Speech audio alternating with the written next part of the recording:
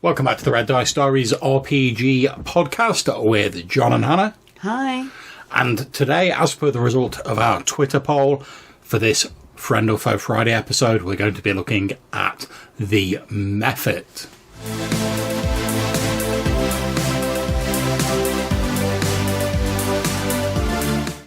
Okay, so as per our introduction, we're going to be looking at the Mephit, which first appeared in the Fiend Folio by TSR UK, which is the book that we're working our way through at the moment. Now, if I remember correctly, love, they were sort of like an imp, but sort of like elementally aspected. So what's it say about them in the Fiend Folio? So, for starters, it's one of the few creatures from this book that we've got like 4 variations of that are distinct variations. Okay. We've got fire, lava, smoke, steam.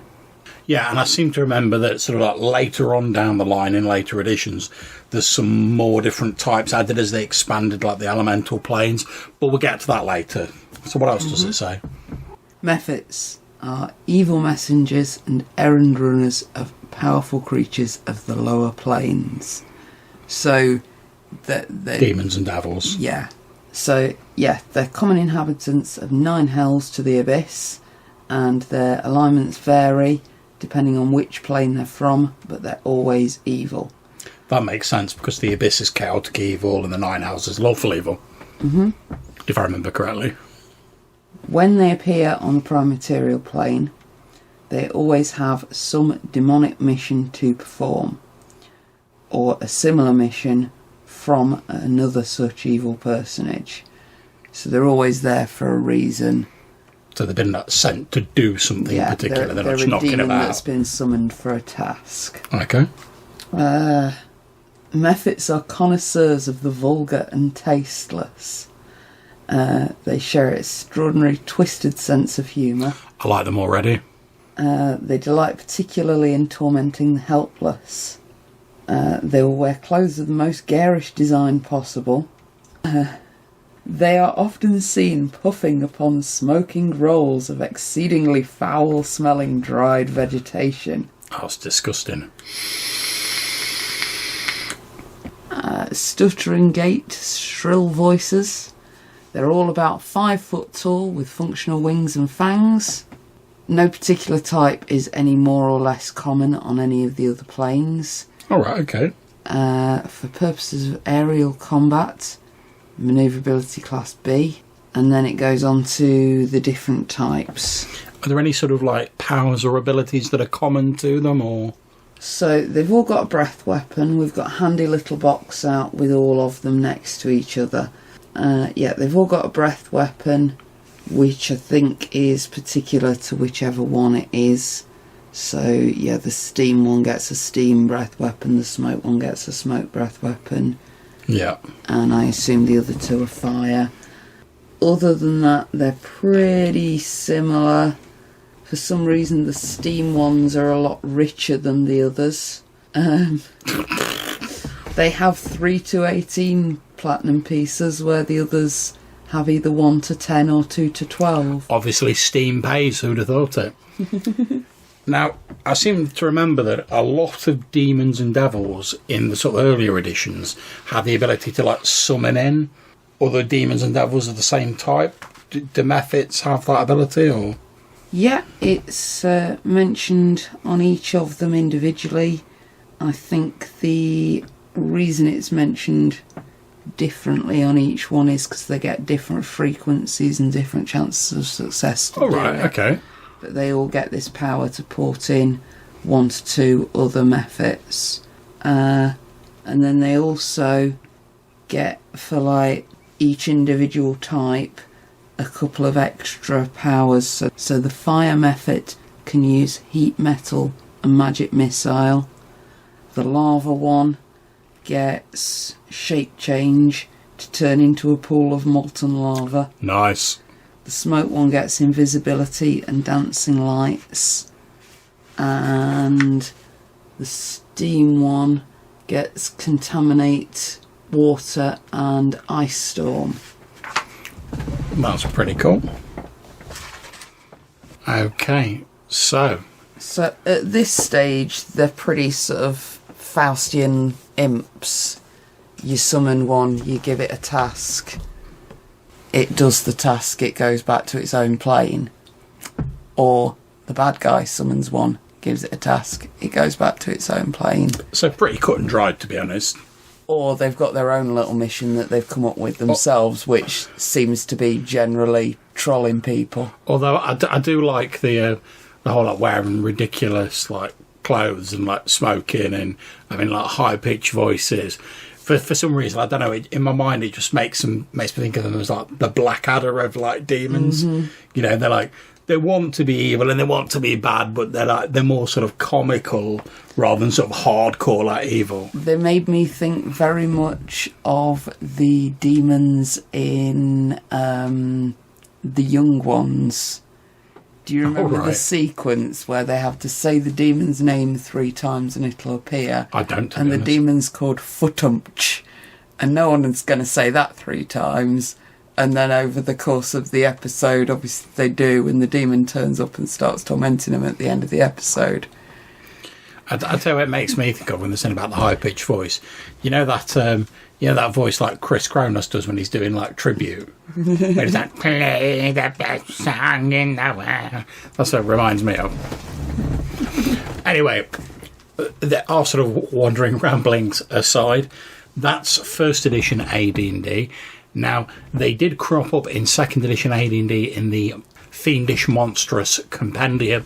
I seem to remember they also appeared in some capacity in the Planescape Monstrous Compendium that I once owned a copy of, but alas, I don't have that any longer, so I can't really check that. I've checked it online enough to know that it is in there, but obviously I haven't got a copy of it to hand. However, the Fiendish Monstrous Compendium I have got a copy of, and having a quick look at it here, in this version we get fire, ice, lava, mist, smoke and steam Mephits.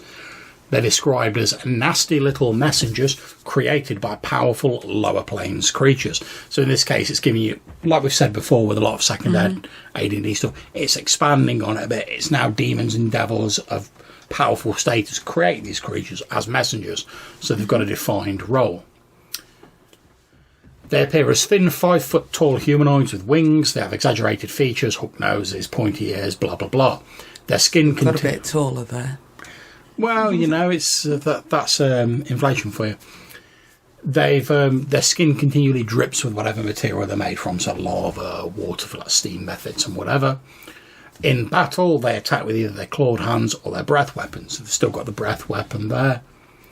They're described as loving, tormenting, helpless creatures, so they're still sort of quite sadistic and bragging about their latest evil accomplishments. So again, as I said, it sounds to me like they're trying to be like really hardcore sort of evil bad guys, but they're just not really. Mm-hmm. There's still a thing about them wearing garish, vulgar costumes, being fond of large cigars and pipes, smoking foul-smelling tobacco and pipe weed.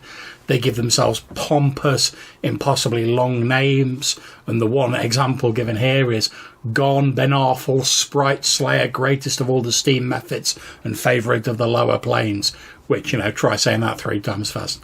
They assume a grovelling, craven attitude around their bosses, towards victims and each other. They drop the servant persona and they become sort of like self-aggrandising, sort of over-the-top, sort of arrogant figures.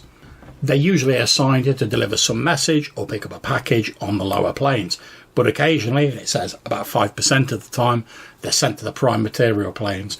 Their missions might include retrieving a person, delivering a magical item, spreading a little general mayhem, that sort of thing. So again, we're still keeping that idea going from the Fiend Folio that they're given a defined mission rather than just being something you come across. We've got a little bit of ecology here, which describes them as leading brief, troublesome lives, since it seems to suggest that the effort to create one of them is relatively minor for like an archdevil or like a big demon.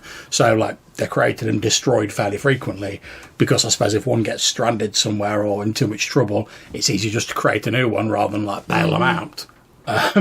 For some bizarre reason here, it says as well, captured and confined ice Mephits have been used to chill small rooms for cold storage or perishables. So like a refrigerator which seems a bit strange. It then goes on to say steam mephits can heat small areas or power engines. Fire and lava mephits can prove useful for heating forges and such things. So we're getting into the sort of like magical melding with technology a bit there, where it almost seems to be suggesting that for a lot of things, these little creatures can serve as power sources, really. Sort of very like Pratchett with the imps. Yeah, exactly, yeah. And I think that's quite interesting. They've sort of gone in that direction. I can't remember many other creatures where it sort of implicitly implies like a certain advancement of technology, whereas if you're building steam engines that need a steam method, that implies like a certain level of technology, but obviously here using magic to power it rather than the more sort of traditional methods, which I think is interesting. I know everyone doesn't like sort of technology in the D&D games, but it's a nice interesting wrinkle you can throw in there if you want, and you can ignore it if you don't, let's face it. We then get some little descriptions of the individual mephits. So we're told that fire mephits are the most mischievous and they like playing pranks on people. Ice mephits are angular in form, they're aloof, they're cruel, they're the cruelest of the mephits, they're very cold, they don't really have any emotions. The lava mephits are very unintelligent, they're just brutes. The mist mephits think they're spies of highest caliber, although given that it says they think they are, suggests actually they're a bit rubbish at it. It describes them as being weirdly sort of like a mephit thought police, where they're like quick to report other mephits to their boss if they've like stepped out of line, which is, I mean, no one likes a grass, let's face it. And then we've got to the smoke mephit, who are apparently crude and lazy. They spend most of the time sitting around smoking, not doing a lot. And then we've got the steam mephits, who regard themselves as the overlords of all mephits and the highest of all mephits. But again, since it says that that's how they regard themselves, suggests they're not. And they have similar powers. You know, they've all got breath weapons. They can gate in other types of mephits that are related to them. One of the interesting additions here, which I don't know if it mentions in the Fiend Folio, is it gives you a little bit here about what happens when they die. So, for instance, when a smoke mephit dies, it disappears in a flash of flame, but like a big puff of smoke, which might cause like 1 point of damage to people within like 10 foot. No, it doesn't seem to have anything about that specifically in here. I mean, it doesn't mention that for all the different types of mephits in the Monstrous Compendium, but it's an interesting little extra bit of like flavour, yeah. You know, just a little bit more dramatic, isn't it? So I think after the Monstrous Compendium, as I say, possibly the Planescape Compendium, which unfortunately I don't have a copy of, I think that the next time they appear is in the 3rd edition and 3.5 edition Monster Manual. Mm-hmm. So do you want to crack that open, Love, and tell me what that reveals to us about the mephits? 3.5 Monster Manual. Why are you so difficult to read?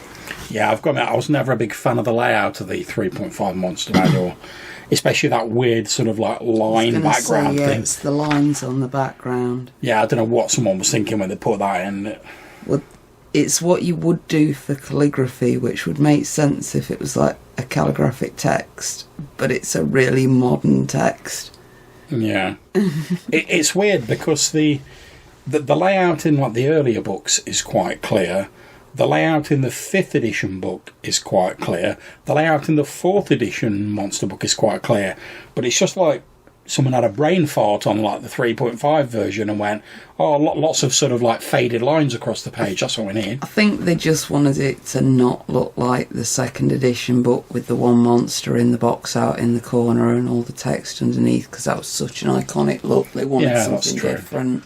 Serves them right, really. So, anyway... So what types of mephit do we get in the... Minor creatures from the elemental planes, more curious than evil.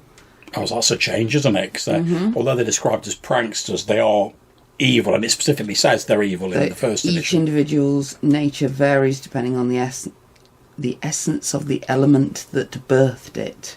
Well, water's the essence of wetness. Small winged creatures, more or less humanoid features. Their elemental origins are apparent at a glance. One of the things I was going to say I've noticed of like having a quick look over this while you're in is there's no picture of them. any type of... There actually is one, but it's on the next page, and it's of 3 very generic little demons. Yeah, it's not really grabbing me. I mean, when you look at like the Tony DiTerlizzi artwork in the Planescape Monstrous Compendium, I'm sorry if I've not said his name right, but the artwork in there was stunning, and even the artwork in like the Fiend Folios, like nice in that sort of like old school black and white flavour. I think again it's suffering from the 3.5 layout thing, because it's following the Manticore and the Medusa, and you've got to have a picture of each of them. I also think, if I remember correctly, because I can see that a lot of the artwork's been reused from the version 3, between 3 and 3.5. However, the layout's been like moved around just a little bit, I think. So I'm guessing they probably had to sort of... since I've compared them. I'm guessing they probably had to like shrink various pictures and remove some to like fit it all in. So anyway, what type of Mephits do we get? We get the Air Mephit, Dust Mephit, Earth Mephit, Fire Mephit, Ice Mephit, Magma Mephit, Ooze Mephit, Salt Mephit, Steam Mephit, Water Mephit. So there's definitely been some added there, hasn't there? Because there's like the core elements have been added in, and there's things like ooze have been added in. So we started off with fire and 3 things that are effectively the other element mixed with fire. Lava is earth and fire, steam is water and fire, smoke is air and fire. And then it's sort of expanded on that principle. You've added in the ice Mephit on the last edition, and this time we've added in a few more. So we've got fire and ice, we've got earth and air. They're like your sort of main ones, and then we've got all these things that mix them together, like dust is air and earth. Magma, obviously lava, fire, water, ooze, water, earth. Yeah, and I wonder if this is just part of the fact that, like, as the game's gone on, the elemental planes have been developed a little bit more. So as far as I remember, when it first started out, and obviously feel free to correct me if I'm wrong, guys, I'm just going on my very rusty memory here. When it first started out, there was like the 4 elemental planes, you know, earth, air, fire, water. Then there was the power elemental planes, which is where the boundaries of those 2 met. And then, if I remember correctly, there was some other ones which were mixed with the positive and the negative planes. Okay, so I've just checked this online, and according to the Great Wheel cosmology, the inner planes were the 6 major elemental planes. So that's fire, earth, water, air, positive energy and negative energy. There's 4 para-elemental planes: smoke, ice, ooze and magma. And the 8 quasi-elemental planes: lightning, steam, radiance, minerals, vacuum, salt, ash and dust. So obviously we've got the quasi-elemental planes are where it mixes with the positive and the negative, and then we've got the para-elemental planes where the others meet. So each of these has got their own little specifics, but again we've basically got a breath weapon. They don't seem to have the ability to summon their mates in, or not as many of them do. And then obviously they've got, like, they speak the language for whichever plane they've come from. Yeah. Couple of feats, skills that go up and down, because it's 3rd ed and everybody's got loads and loads of skills. Yeah, 3rd ed is the game of the skills. Without looking at it all in a proper, neatly laid out chart, I would have no way to tell you how they compare to each other. It does look like it'd be a big old wodge of text in the 3.5 Monster Manual. I've got to say, well, as we've just said, it doesn't appeal to me at all as a layout style. 4 whole pages and a little bit, although if you don't count the Medusa that little bit of Mephit it spills strikes over. It strikes me in there's a lot of pages being used, and I'm not getting any clearer point than I got from like the couple used in the Fiend Folio or the second Ed Monstrous Compendium. I mean, I know the stat blocks are bigger. The nature of the game, because the stat blocks are bigger, although they didn't need to write underneath every single one whatever Mephit is about 4 feet tall and weighs. They could have just said most of them weigh this much and the air and the dust ones weigh less. That's a surprise. Yeah. The earth one weighs more. Yeah, Oh, wow. What a surprise. Yeah. But this is not a current edition. There's no point in moaning about the layout too much. What do you mean there's no point moaning about editions? That's your right as a D&D gamer. But we're still only on 3rd Ed. What was 4th Ed like, love? Okay, now Mephits didn't actually appear, as far as I'm aware, in any of the sort of published 4th edition books. In order to find a version for 4th Ed of Mephits, I had to turn to the online version of Dragon Magazine. And in the March 2013 issue, there was an article by David Floor and Jared Espley featuring some of the Tony DiTilizzi illustrations from the Planescape version, which told you how you could use them in 4th edition, gave you the stat blocks, the powers, etc. Okay, so we're told that Mephits are common in the elemental chaos, and this is an interesting little aside because obviously 4th edition sort of changed the cosmology of D&D as a whole. So we went from using the Great Wheel cosmology to what was called the World Axis cosmology. And instead of just sort of having all these distinct separate planes, there was the idea of the material plane in the middle, which was your campaign world, some planes being above, some planes being below, and various transitory planes. So the elemental planes all got mashed together into one big plane called the elemental chaos, which was made up out of all various different bits of the elemental planes. And at the bottom, in inverted commas, of that was a huge pit that led down into the abyss, which is where all the demons were. So the elemental planes and demons, for my money, were a lot more closely tied together using the cosmology of 4th edition. So that makes sense for the Mephit. You know, the little demons, they're elemental. That seems to work great for me. They're described as having a natural sort of craven sort of style to them. They're sort of natural born servants sent out to get on obligations. When they fulfill these obligations, they normally return to the elemental chaos. Occasionally they might lurk around if they find like an atmosphere they like. Small numbers of liberated, in inverted commas, Mephits live in and around their native elements on the material plane. So I suppose if you're like a water Mephit or whatever, you get summoned, you do your mission, then as you're flying over, you're like, oh, look at that sea down there. You might decide to like hang around a bit and maybe cause a bit of mischief in the meantime. Now, it specifically says in this article that much like elementals, Mephits are typically unaligned, which is obviously a contrast to earlier. They've gone from being evil, albeit sort of like diet evil, to being just mischievous, to now apparently having like no real alignment at all, just being like simple messengers and errand boys.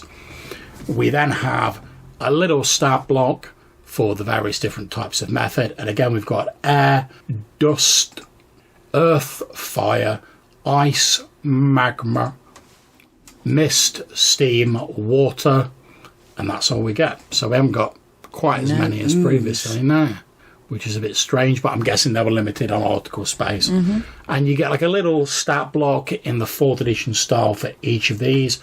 It says here that all Mephits gain regeneration, 5 hit points per round, but only under certain circumstances. So for the air Mephit, it regains 5 hit points whenever it starts its turn and has at least 1 hit point. If it starts its turn on the ground, its regeneration does not function. For a dust Mephit, if it takes cold or psychic damage, its regen doesn't function on its next turn, which seems a bit weird, but it's 4th edition, what are you going to do? Each of them has an at-will power, which is their claw attacks. They also have powers that tend to like recharge on like a 5 or 6, which are the sort of spell-like powers. So air Mephits have got like an air blast. It's a cone that blasts 3 creatures, can cause them damage, and it moves them a number of squares. Have they got a breath weapon now? They don't appear to have a breath weapon as far as I can see. I think that's sort of been rolled into the spell-like abilities. They've got other sort of themed. Yeah, so if we look at the magma Mephit, they have a molten blast, which is a recharge power, which is effectively the breath weapon. And again, they have this magma form that they can take on. There doesn't seem to be, beyond that, there doesn't appear to be an awful lot of background on them here. We're told like where they prefer to spend their time, which most of which is not surprising. I mean, Earth Mephits like living in caves and underground. Who'd have thought it? Magma or lava Mephits, like lava. You know what I mean? It's not exactly rocket science. You get you get maybe a sentence or two about the characteristics. So we're told Earth Mephits tend to be less cruel than many of the other types. They're curious about mortals.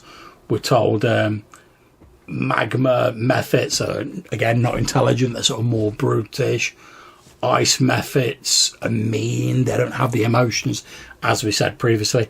But that's all we really get about them in 4th edition. And like I say, I'm sure there was some restraints due to like the limits on the size of the article. And I think these stats are perfectly serviceable for 4th edition. There's a nice little picture of each different type of Mephit, as well as they've reused some of the older artwork from earlier editions. So I think if you're playing 4th edition and you're looking for a sort of serviceable sort of set of stats, yeah, this article is going to do you fine. However, if you want more than that, it does seem that this article assumes you're going to know something about them already. If you want more than that, don't play 4th edition. After you've just been saying, like, don't take the mick out of different editions, I don't know how you can say that. And to be honest, I don't mind 4th edition that much anyway. But as we've often said, you know, it's whatever, all joking aside, it's whatever edition you guys out there enjoy. So I think the next time they crop up after 4th edition is, surprisingly enough, 5th edition. And if I remember correctly, they were in the main monster manual for 5th edition D&D. So why don't you crack that bad boy open and tell us what's in there? Right after the Medusa again. Makes sense. I've bet the order in it. Page this time. Capricious imp-like creatures, native to elemental planes, 6 varieties, each one representing a mixture of 2 elements. Well, it's nice they've actually explicitly stated that there, though. Ageless tricksters, when they find their way to the material plane, they prefer to dwell in places where their base elements are abundant. Makes sense. Doesn't require food, drink or sleep. We've got the Dust Mephit, the Ice Mephit, the Magma Mephit, the Mud Mephit, the Smoke Mephit and the Steam Mephit. We have a little box out that says Variant Mephit Summoning. Some Mephits have an action option that allows them to summon other Mephits. Once per day, 25% chance of summoning 1d4 Mephits of its own kind. So they've put it in more as an optional role rather than like, yes, this is an ability they all have, which I quite like. It's nice to see them sort of giving a bit of a nod back to the earlier editions, even if it's like an optional role. And that's something I've noticed they've done quite a few times in 5th edition. But obviously we know that with 5th edition, they were trying to sort of lure people back and go, oh, don't worry about 4th edition. Yeah, forget that. Oh, this corpse of a game that was sort of rolling up in a carpet and pushing it off the bridge in a car. No, don't worry about it. Yeah, 5th edition. We've still got it. It never left. Again, they've all got their own specific stat block with breath weapon and an odd innate spellcasting specific spell. Yeah. Some of them have false appearance, which is like a camouflage power. When it stays still, it looks like the magma. Oh, that's pretty cool. So, like, if you're like an ice Mephit, you can be like, I'm actually just like a big icicle. Which makes me think of, like, you know, the horror movies where you've got the, like, somebody's been standing in the background for ages, but it looked like they were part of the trees because of how their makeup's been done, or... It also makes whatever. me think a bit of, like, mentioning horror movies, of, like, you know, when you see, like, a stone statue of a gargoyle, which, let's face it, the Mephits look quite like gargoyles, because gargoyles have got that whole demonic appearance going on. Or I suppose I should say grotesques, really, but... You know, in a horror film, when you see like this, what you think to be like a stone demon statue, and then like it like turns its head slowly, I could imagine like a sort of earth Mephit, like a stone style Mephit doing that. Mm-hmm. Or even like if you've got like your smoke Mephit, looks like quite shadowy. I can imagine it hiding behind a statue and like in the shadow of the statue, or like making itself look like a shadow. That'd be pretty cool. Mm-hmm. So the other thing that they built on here is the when it dies, and this time they've each got their own specific description and a power called Death Burst. Oh, nice, that's dramatic. So, for example, the smoke one that you mentioned earlier, when it dies, leaves behind a cloud of smoke that fills a 5-foot radius centred on where the creature died. The sphere is heavily obscured, and wind disperses it, otherwise it lasts for a minute. So you kill one of them in like a dungeon in that closed in space, that can be quite like a problem, particularly if you've got half a dozen more of them chasing after you. Ice one just for something a bit different. When it dies, explodes in a burst of jagged ice that spikes everyone. And the lava one obviously does fire damage. I was going to say, you know, you're talking about the ice one and it explodes in like jagged shards of ice. That reminds me of like there's a lot of like Final Fantasy style like computer games and things like that, where when you cast like an ice power, like the jagged bits of ice like go shh and come up like around the floor, which I think it's maybe they didn't do it deliberately, but it seems to me like that's possibly a bit of a cheeky nod to that, which I quite like, because again it's something a bit more dramatic, something a bit out of the ordinary. I've got to say as well, I know I'm not generally such a fan of like the newer styles of artwork, but I've got to say I think the artwork of the Mephits actually looks really cool. They all look like tiny little like characters, and although they look evil, they've got bat wings, they've got the massive hook noses and whatever, they look very impish. They still have almost like a bit of a cheeky sort of like mischievous vibe to them, rather than like out and out evil. Even the ice one. Yeah, they are all like distinctly the same kind of creature, but also distinctly different from one another. I quite like how they've put like because there's like a couple of them on each page.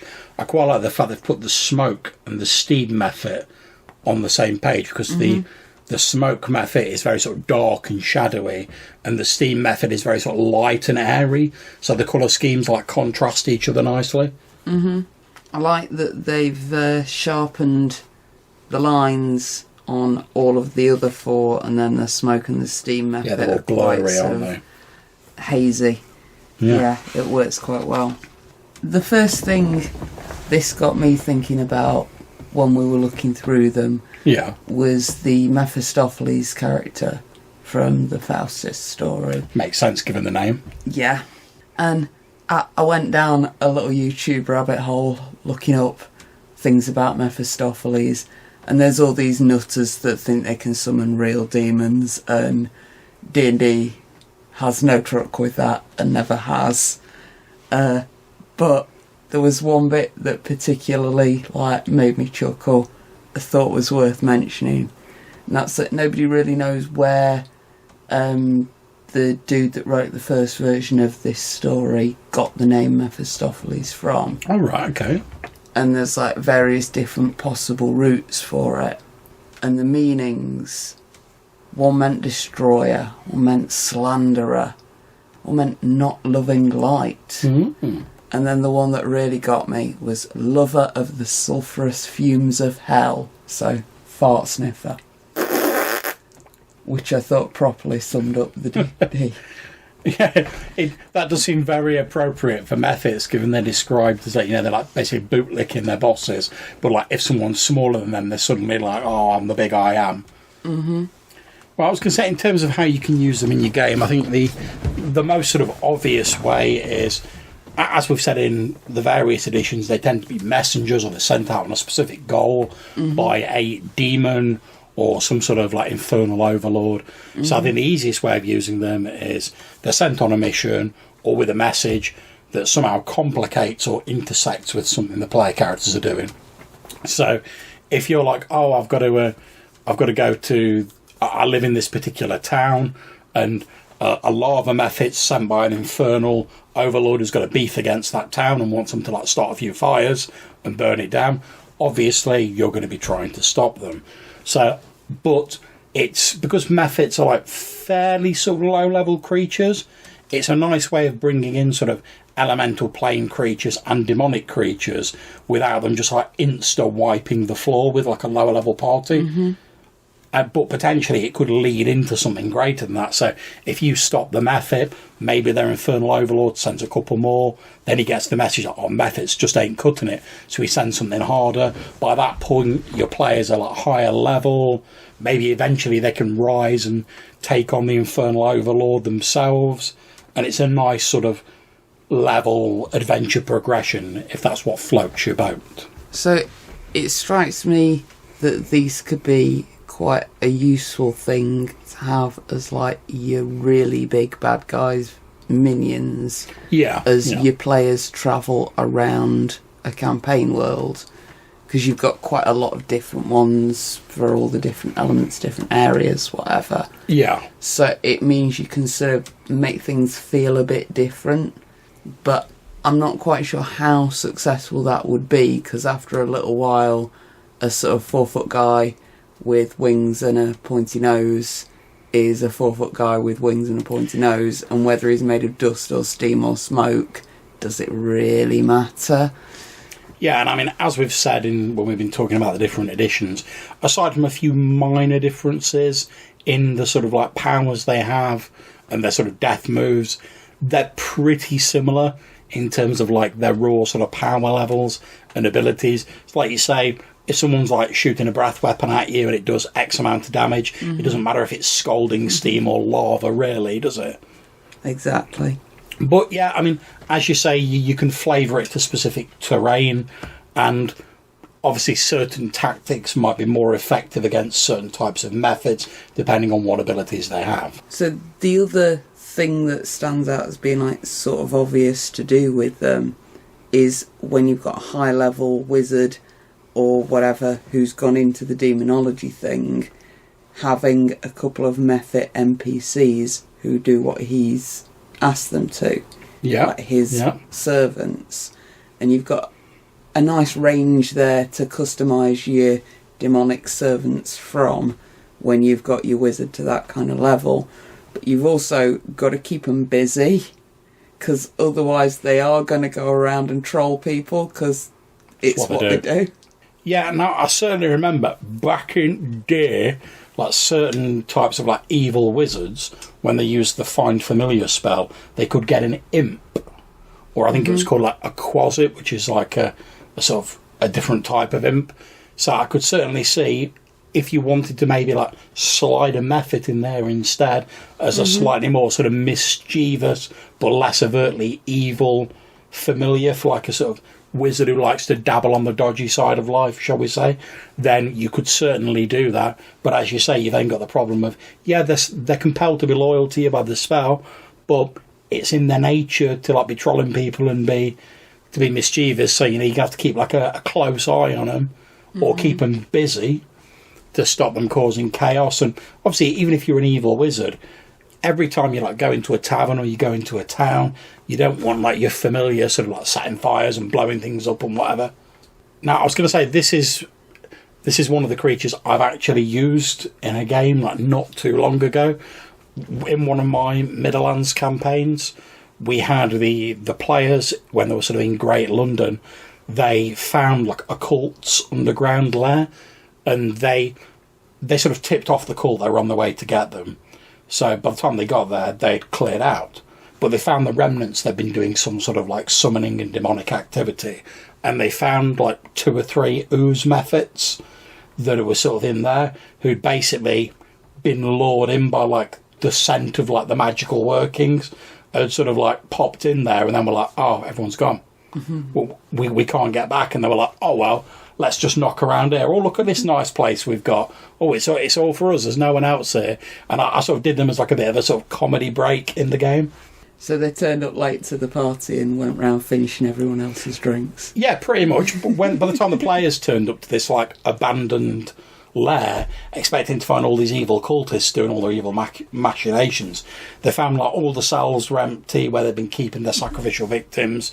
All the altars were empty and whatever, and there were just like 3 or 4 of these Mephits who were like knocking around like they were lords of the manor, enjoying themselves and sort of like sitting on all the chairs and like smoking and talking in their high-pitched voices and giving it all of that.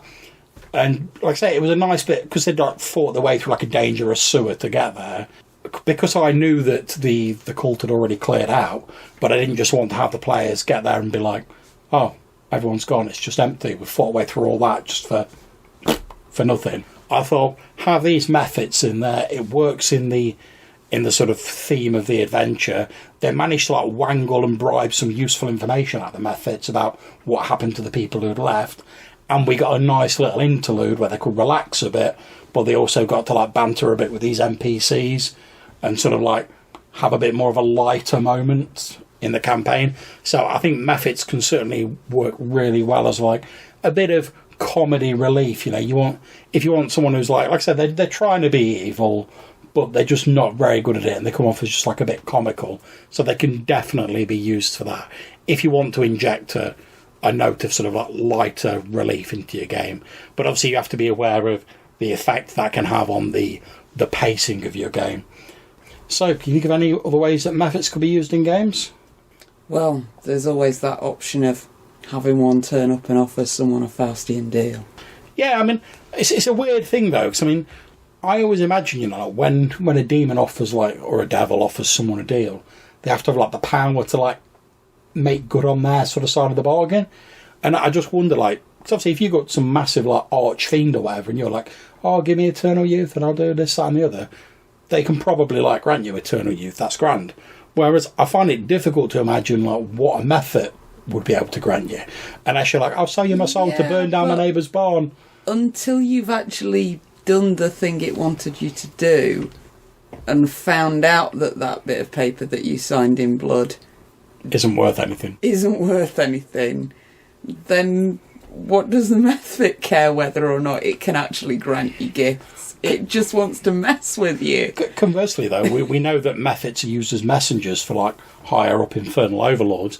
What if, like, your infernal overlord sat there and he's like, oh, I've just had, like, a notification come in on, like,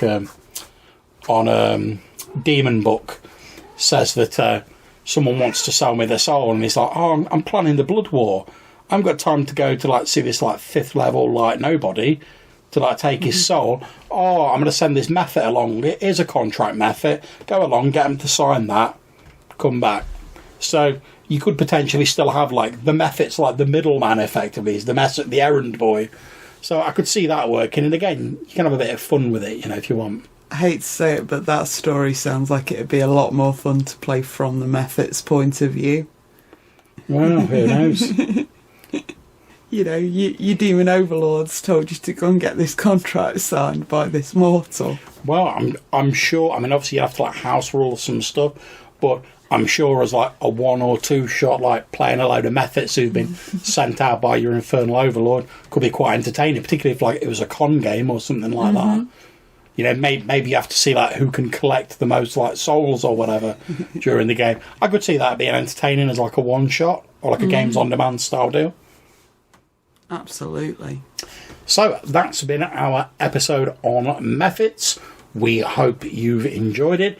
If you've got anything you want to tell us about this or any of our other episodes, or maybe you've got suggestions for things you'd like to see in the future, you can leave us a message on SpeakPipe. There'll be a link in the description of this episode, or you can send us an email to rddrpgpodcast@gmail.com. Until we see you next time, take care, stay safe, and keep gaming. Bye.